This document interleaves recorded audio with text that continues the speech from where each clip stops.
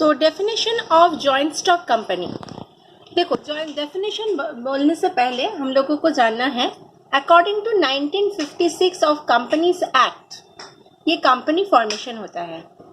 तो ये याद रखना है कि 1956 कंपनीज एक्ट ऑफ इंडिया।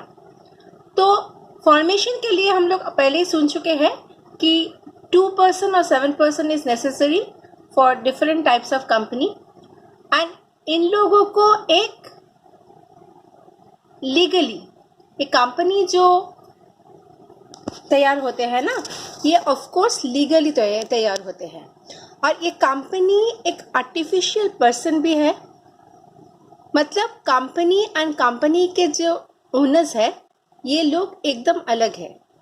हम लोग सोल प्रोप्राइटरशिप बिजनेस या जॉइंट पार्टनरशिप बिजनेस में देखे थे कि पार्टनरशिप और sole proprietorship business is same with his owner, but यहाँ पे हम लोग देखेंगे कि ये दोनों अलग है। कंपनी के जो ओनर है और कंपनी खुद, ये दोनों अपने आप से अलग है। तो कंपनी के डेफिनेशन के लिए हम लोग बोल सकते हैं a company is an artificial person incorporated by law with a fixed capital divided into small parts of share।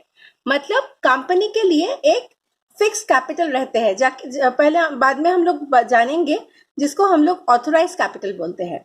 और इस ऑथोराइज कैपिटल को हम लोग छोटा छोटा पार्ट में डिवाइड करते हैं एंड सब एक एक पार्ट को हम लोग शेयर बोलते हैं।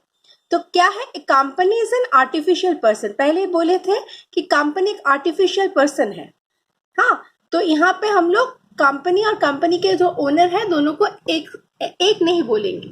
और ये incorporated by law with a fix capital divided into small parts of share. ক্ষুদ্র ক্ষুদ্র অংশে বিভক্ত স্থির মূলধনের ভিত্তিতে গঠিত এবং আইনের দ্বারা স্বীকৃত কোনো কৃত্রিম প্রতিষ্ঠানকে বলা হয় যৌথ মূলধনী প্রতিষ্ঠান। इसके बाद हम लोग आते हैं features of company. There are many features, तो हम 6 और 7 पॉइंट को यहाँ पे दिखाए हैं। फर्स्ट है artificial person created by law. From the definition we know that company is a artificial person, क्योंकि कंपनी का एक नाम है और उसका नाम जो है उस नाम से उसका अलग एक सील भी रहता है। तो कंपनी इज एकदम इंडिविजुअल अ पर्सन होता है, ठीक है, एंड ये क्रिएटेड बाय लॉ है। आईने द्वारा सृष्ट एक पृथक व्यक्ति। कैपिटल, जो कैपिटल पार्ट है कंपनी का, तो कैपिटल इसके capital total capital of the company पहले ही ठीक किया जाता है, उसे हम लोग कहते हैं ऑथराइज्ड कैपिटल। एंड ये ऑथराइज्ड कैपिटल को छोटा छोटा पार्ट में डिवाइड करते हैं। जैसे एग्जांपल से बोलते हैं, सपोज कोई कंपनी का टोटल कैपिटल है 10 लाख एंड इसको हम लोग 10 रुपीज का शेयर के में छोटा छोटा पार्ट में डिवाइड कर रहे हैं, तो कंपनी का टोटल शेयर कितना होगा 1 लाख। तो ये 1 लाख शेयर खरीदेंगे। सपोज कंपनी का 50,000 शेयर परचेस हुआ है, तो कंपनी का 50,000 शेयर परचेस हुआ मतलब 50,000 इंटू 10 5 लाख कैपिटल है। तो कंपनी का जो टोटल कैपिटल है उसको हम लोग छोटा छोटा पार्ट में डिवाइड करते हैं। Next point, ownership and management, मालिकाना और परिचालन। देखो, यहाँ पे हम लोग देखेंगे कंपनी के जो ओनर है ये बहुत सारे ओनर हो सकते हैं। कंपनी का मिनिमम मेंबर 2 है या कभी कभी 7 भी हो सकता है, और मैक्सिमम नंबर कंपनी का, कोई भी कंपनी का है प्राइवेट कंपनी, वहां पे मिनिमम नंबर है, मैक्सिमम नंबर है 50 and in case of public company maximum number का कोई लिमिट नहीं है। तो number of owners are many here. तो यहाँ पे क्या होते हैं, तो सब मिलके अगर मैनेजमेंट चलाने लगेगा तो बिजनेस तो चौपट हो जाएगा। इसलिए ओनरशिप एंड मैनेजमेंट को अलग किया गया है। क्या जो ओनर है वो लोग मैनेजमेंट नहीं चलाते हैं। ये वो ओनर जो है, मतलब जो शेयर परचेस करते हैं वही ओनर होते हैं, और उन्होंने वोट देके कंपनीज बोर्ड मीटिंग में उन लोग वोट देते हैं, देके वो लोग डिसाइड करते हैं कौन मैनेजमेंट करेंगे। तो यहाँ पे हम लोग देख रहे हैं कि कंपनी का ownership and management totally different है, एक नहीं है। नेक्स्ट है नंबर ऑफ मेंबर्स, हम ऑलरेडी बोल चुके हैं In case of private company, minimum number of members are 2 and maximum number of members are 50. And in case of public company, minimum number of members are 7 and maximum number of members are unlimited. और हम लोग कह सकते हैं कि limited by shares. Next है limited liability. देखो यहाँ पे भी हम लोग देख रहे हैं कि पार्टनरशिप के साथ इसका एक डिफरेंस है.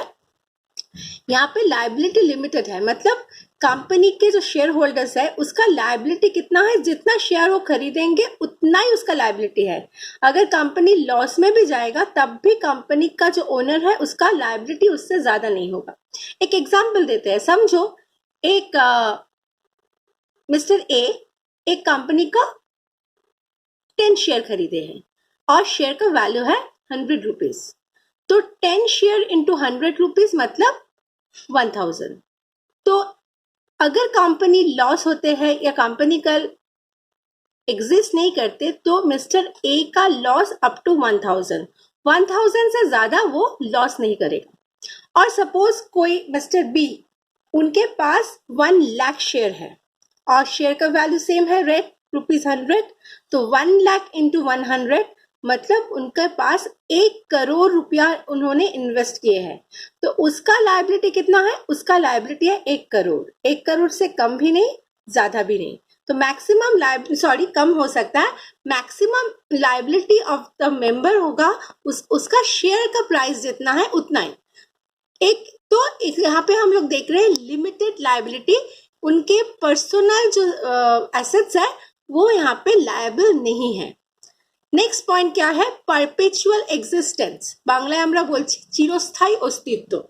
कंपनी का एग्जिस्टेंस बहुत दिन के लिए है क्योंकि company law according to law उसका फॉर्मेशन होते हैं और कभी इसका डिसोल्यूशन भी होगा तो ये भी अकॉर्डिंग टू लॉ ही होगा.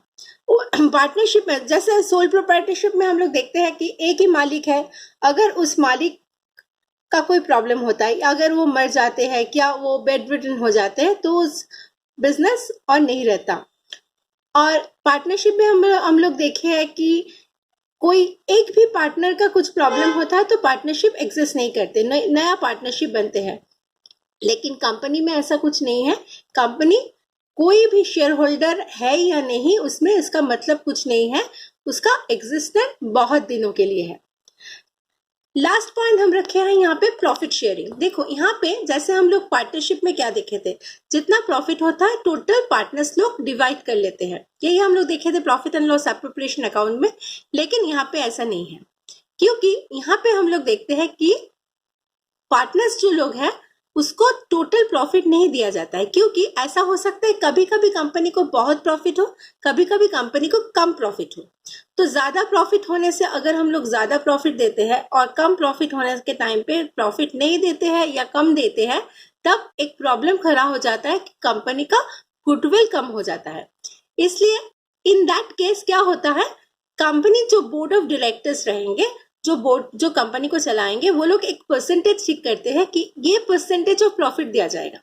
मतलब कंपनी का सपोज कंपनी का प्रॉफिट हुआ है तो कंपनी ने डिसाइड किया 10% प्रॉफिट देंगे. 10% प्रॉफिट मतलब हर शेयर होल्डर अपना जितना शेयर खरीदे हैं, जितना वैल्यू के शेयर खरीदे हैं उसको उसका 10% प्रॉफिट मिलेगा.